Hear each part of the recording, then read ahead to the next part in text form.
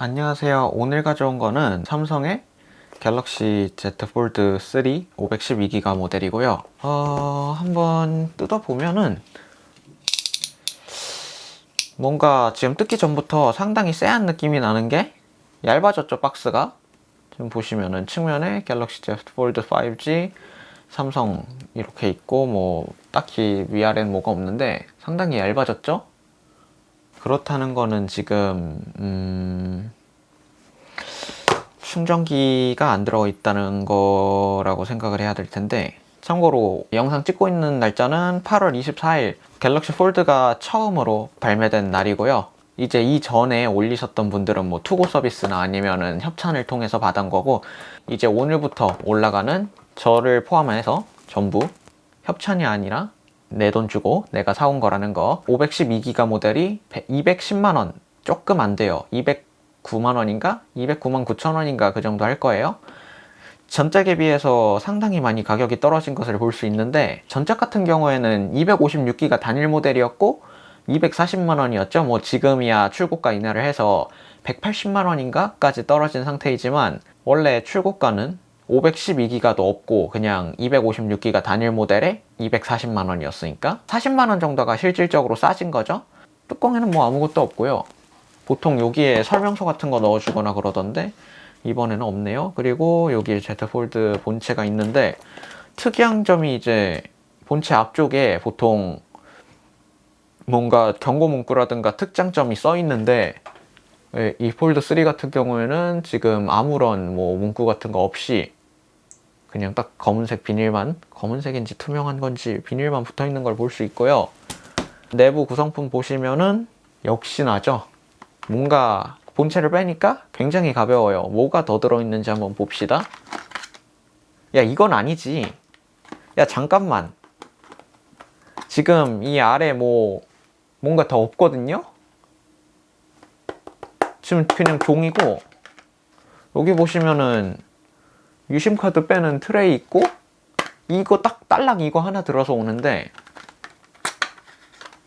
이 안에는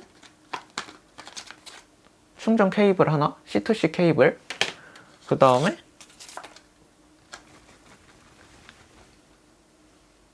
아무것도 없죠? 사용 설명서 하나, 여기 보시면은 구성품의 제품과 분리핀, 그 다음에 USB 케이블, 간단 사용 설명서, 이렇게 4개가 끝이래요. 진짜 폴드를 사는데 이거밖에 안 넣어주는 거는 좀 너무했다 싶죠? C2C 케이블 이거 충전기도 안 나와주고, 이번 제품에서는 아예 이어폰까지 빠져버렸는데, 뭐 이어폰을 빼는 거는 사실 저는 요즘에는 다들 버즈 쓰니까 버즈나 에어팟이나 뭐 이어폰 빼는 것까진 인정. 근데 어차피 본체에도 이어폰 잭 같은 게 없으니까.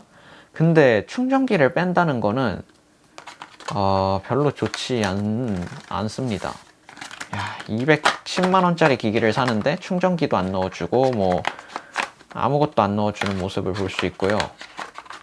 그리고 제품 보호 필름을 한번 빼보면, 여기 지금 봤는데 이쪽에 유심 카드가 이 위쪽에 넣게 바뀌었죠? 원래 이 아래쪽 여기였는데, 그래서 이 위쪽에 넣으면 된다고 유심 카드 표시가 있고, 확실히 새 거라 그런지 제품에 주름이 안 보이는 건 아닌데 굉장히 주름이 덜하네요. 뒷면 같은 경우에는 이렇게 블랙 색상이고요. 이쪽 뒷판은 무광으로 되어 있고, 지금 새 제품이라 그런지 제가 투고 서비스에서 빌려왔던 것보다 이 가운데 주름이 약간 덜한 것 같은데, 이게 생각해보니까 지금 위 구성품에 그거 갤럭시 Z 프리미어 서비스 같은 거 구성품이 없었죠? 분명히 지난번 폴드 때는 Z 프리미어 서비스까지 막 넣어주고 그랬었는데, 전원을 한번 켜보면, 네, 전원 켜지고 이 앞면도 같이 들어오죠? 폴드 시리즈는 이렇게 앞면, 뒷면. 그리고 지금 켜지기 전에 말씀을 드리자면, 지금 이쪽에 양쪽 앞면과 뒷면에 양쪽 다 필름이 기본으로 붙어 있는데, 앞면 같은 경우에는 뭐 일반적인 휴대폰에 붙어 있는 거랑 똑같은 페트 필름이고요. 이 내부 같은 경우에도 이제 이전 같은 경우에는 우레탄 필름이 붙어 있었는데, 내부 필름이 이번에 페트 필름으로 바뀌면서 좀 더 단단해지고 내부 디스플레이의 내구도가 개선됐다고 하죠.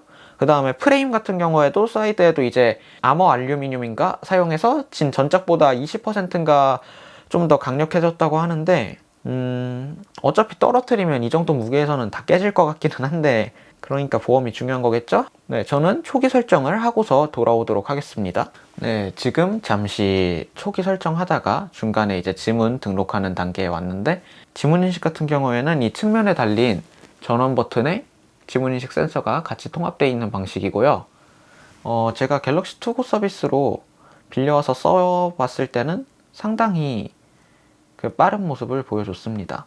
네, 지금 초기 설정이 다 끝난 것 같은데 마지막 화면에 알아두기라면서 경고 문구가 나오는데, 여기 보시면은 뭐 전면에 뾰족한 걸로 찍지 말라고 하고요.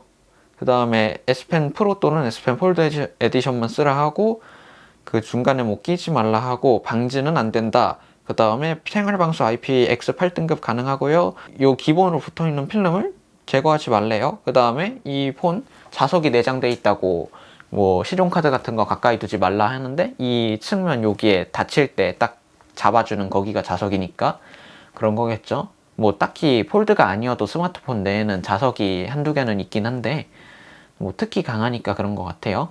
이제 사용해 보세요. 딱 뜨고 완료 누르고 갤럭시 Z 알아보기라고 돼 있는데 그냥 완료. 이렇게 홈 화면으로 진입하고요. 처음 딱 켰을 때 가장 눈에 띄는 거는 아무래도 이번에 새롭게 적용된 언더 디스플레이 카메라겠죠? 제가 처음에 삼성 디지털 프라자 갔을 때, 구매하러 갔을 때 이제 이 화면을 보고서 언더 디스플레이 카메라를 보고 흰 화면에서 보고 이 정도로 티낼 거면은 그건 뭐 미완성인 기술을 아직 여기다가 넣어버렸냐, 뭐 이게 테스터도 아니고 약간 차라리 없는 이만 못할 수도 있겠다라고 생각을 했는데 상당히 괜찮더라고요.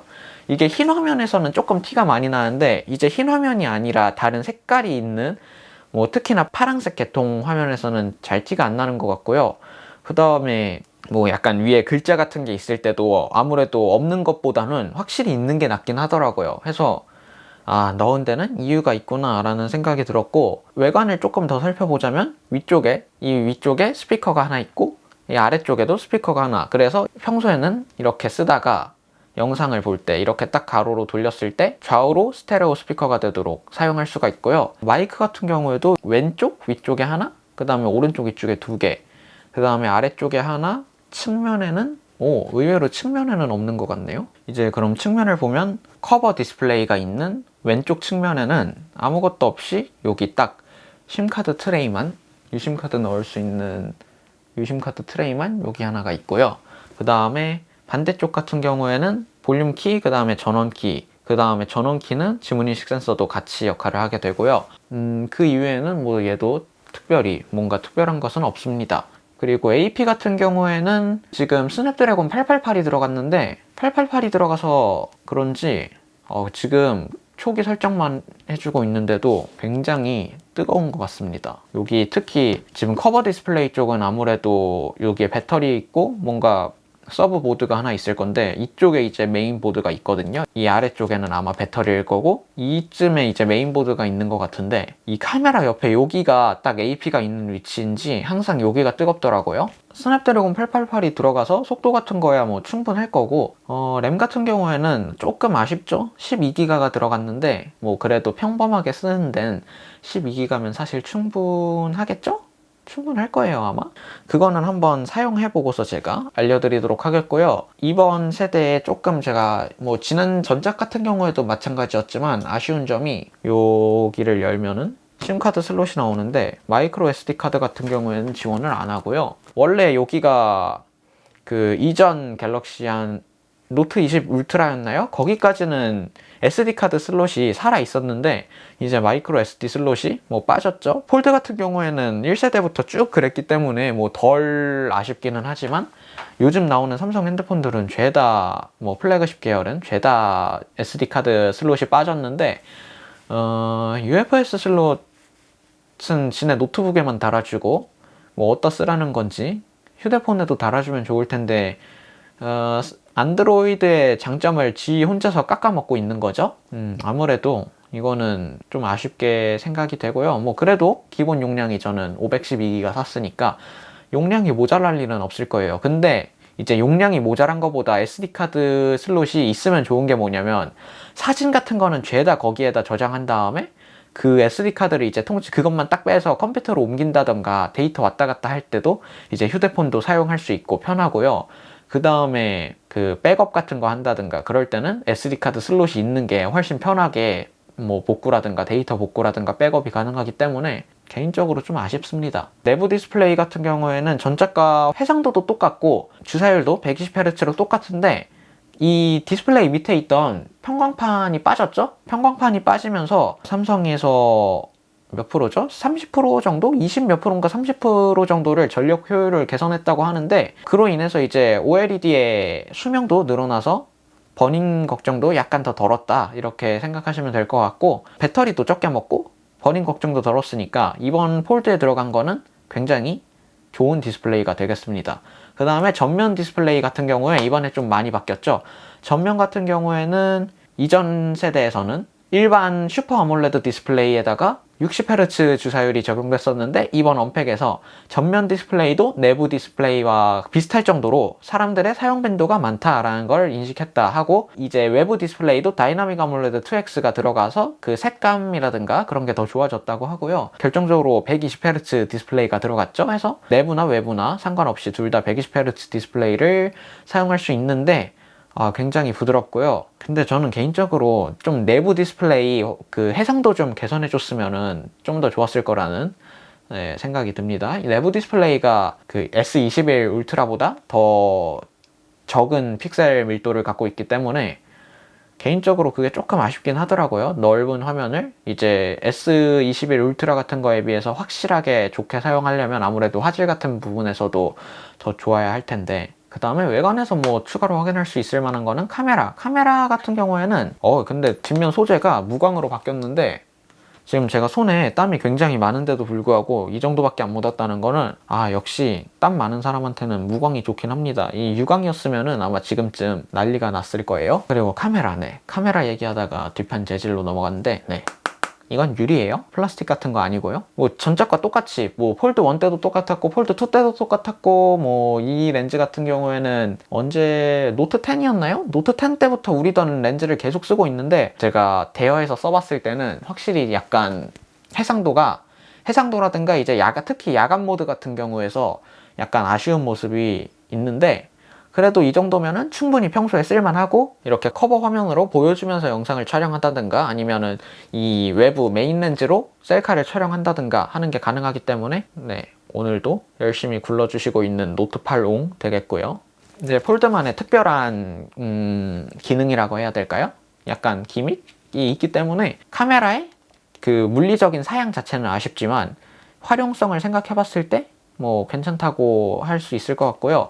다음에 커버 화면에서도 이 렌즈로 이제 10메가픽셀 f2.2인가요 이게? 이걸로도 셀카를 촬영할 수 있고요. 이런 식으로 셀카를 촬영할 수 있고요.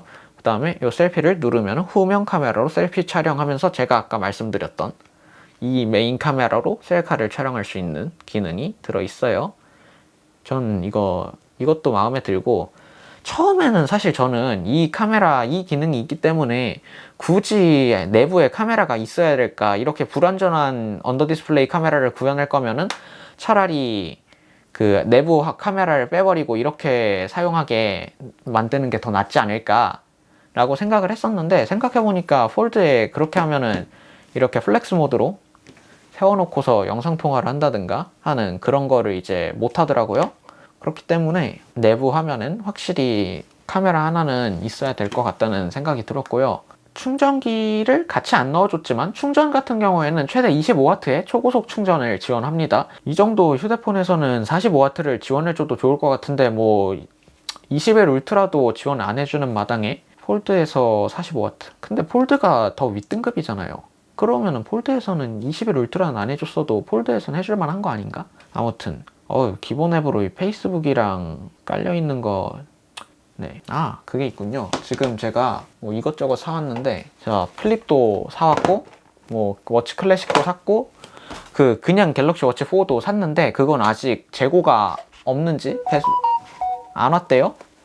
네, 그렇기 때문에 워치 4는 아마 가장 마지막에 뜯어봐야 될 것 같고, 그 다음에 뭐 이렇게 워치 액세서리랑 뭐 이런 것도 왔는데, 한번 이번에는 폴드용 정품 커버를 한번 뜯어보도록 할게요.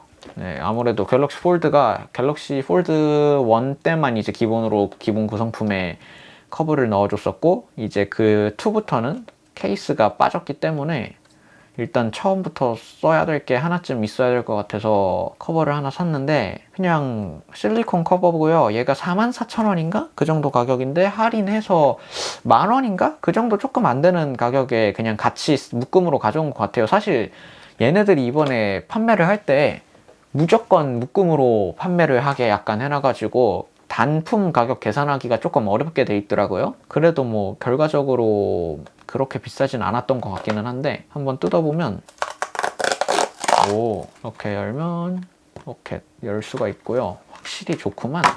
이쪽에는 밀리지 말라고 스티커가 있네요. 그리고 구성품으로는 그냥 종이, 이거 고정용 종이 있고, 사용 설명서 같죠? 사용 설명서 딱히 볼 필요 없을 것 같고, 그럼 한번 끼워보면 이거 약간 그거 같은데? 이번 갤럭시 워치 스트랩이랑 비슷한 실리콘 같은데요? 이번 갤럭시 워치 제가 투고 서비스에서 워치 4 한번 써봤는데 그 스트랩이 되게 소재가 느낌이 좋더라고요. 오, 카메라가 딱 안쪽으로 이제 보호가 이렇게 되게 내부로 들어가게 딱 잘 돼 있네요. 그리고 이쪽 같은 경우에는 그냥 끼우고 밀면은 들어갈 거예요. 오, 이렇게 하면은 디자인이 좀 못생겼는데? 못생겨진 것 같은데? 어째, 그리고 내 눈이 이상한 건가? 앞면이랑 뒷면 이쪽 좌우면 커버 색깔이 약간 다른 것 같은데 저만 그런가요, 이거? 앞면이 좀 더 밝은 색깔 같은데? 원래 이런 건가? 원래 이런가요? 이게 폴드 3가 디자인이 진짜 저는 개인적으로 잘 나왔다고 생각하는데, 폴드 3도 그렇고 G 플립 3도 그렇고 이번 작품들이 대체적으로 디자인이 잘 빠졌다고 보는데, 그 디자인을 약간 혼자서 깎아먹는 느낌? 좀 꽤 많이 깎아먹는 느낌? 이봐, 케이스 벗긴 게 훨씬 이쁘다니까? 확실히 이뻐요, 여러분. 이게 보시면 접었을 때도 뒷면도 훨씬 이쁘고, 폴드 2에 비해선 이거 덜컹거리는 게 조금 덜해진 것 같은데? 네, 덜해진 것 같기는 한데, 폴드 2를 제가 써본 지가 워낙 오래돼가지고. 아, 맞아. 이번에 제가 까먹고 설명 안 드렸는데, 이번에 추가된 기능 중에 굉장히 중요한 게 폴드도 그렇고 플립도 그렇고 방수가 들어갔죠. IPX 8등급에 방지는 안 되니까. 근데 보통 처음에 루머로만 나왔을 때는 솔직히 그 언팩 직전에 사실상 거의 대부분의 정보가 몽땅 공개됐었잖아요. 근데 이제 그 중에 몇몇 개 공개가 완벽하게 되지 않았던 게, 이제 방수가 내부 기판에 코팅을 하는 방식으로 약간 불완전한 방식으로 방수가 지원이 될 거다라고 처음에 했었는데, 그리고 등급 같은 경우에도 8등급이 아니라 IPX 뭐 6이나 5? 이 정도 등급일 거라 했는데, 이번에 어떻게든 해냈죠? IPX 8등급? 기판 코팅도 아니고 이제 일반 스마트폰이랑 똑같이 뭐 방수 실링으로 마감하고, 이 힌지 부분 녹슬지 않게 뭐 윤활제인가? 아무튼 제대로 뭔가 뿌려놨다 하고, 거기에 좌우에 메인보드 연결해주는 그 커넥터 지나가는 구멍들도 이제 싹 다 그 고무 패킹으로 마감을 했다고 하죠. 벌써 3세대 만에 폴더블 기기에서 이렇게 완벽하게 방수가 될 줄은 몰랐는데, 그냥 이 정도 방수할 수 있으면은 일반적인 핸드폰에는 50m 방수까지 넣을 수 있는 거 아닌가요, 이거? 그 정도 기술 될 것 같은데? 사실 IPX 8등급이 그 직접적으로 포트 같은 거에 물을 분사하거나 아니면은 좀 깊은 곳으로 들어갔을 때는 좀 아쉬운 성능이 아무래도 있기 때문에 워치처럼 50ATM 방수가 있으면 좋은데, 이게 새 제품이라 그런지 확실히 만졌을 때도 이 주름이 덜하네요. 이게 접어두면은 주름이 좀 심해지고 다시 펴두면은 어느 정도 복구가 되거든요. 그래서 그런지 이쪽이 펴지고, 그 다음에 이 안쪽에 그 필름 재질이 플라스틱 페트로 바뀌었잖아요. 원래 우레탄 재질 그 고무 필름이었는데 약간 쫀득쫀득한 느낌 나고, 그 다음에 손톱으로 누르면 찍힌 자국 나는 그런 필름이었는데, 그 플라스틱이라 찍힘 같은 거에도 좀 더 강하고 내부 디스플레이 경도가 애초에 S펜을 쓸 정도로 강해졌으니까. 그래서 그런지 이쪽이 내부 디스플레이를 터치하는 느낌이 외부 일반 디스플레이 터치하는 느낌이랑은 뭐 완전히 같다고는 할 수 없을 것 같은데 그래도 상당 부분 같은 것 같습니다. 비슷해요, 꽤. 오, 상당히 비슷합니다. 근데 물론 이 내부 같은 경우는 힘줘서 누르면은 찍힌 자국이 남긴 남을 거예요. 오늘은 일단 여기까지 하도록 하고, 이 다음 영상에서는 아마 플립 영상이 되겠죠? 제가 플립도 사왔고 갤럭시 워치 클래식도 사왔고 갤럭시 워치도 샀기 때문에 이번에 나온 거는 죄다 샀거든요. 그렇기 때문에 이거 이제 다른 기기들도 보고 싶으시면은 구독해 주시고 알람 설정 해 주시면은 새로운 영상 떴을 때 빠르게 찾아보실 수 있을 것 같고요. 네, 그러면은 저는 다음 시간에 플립으로 다시 찾아뵙도록 하겠습니다. 감사합니다.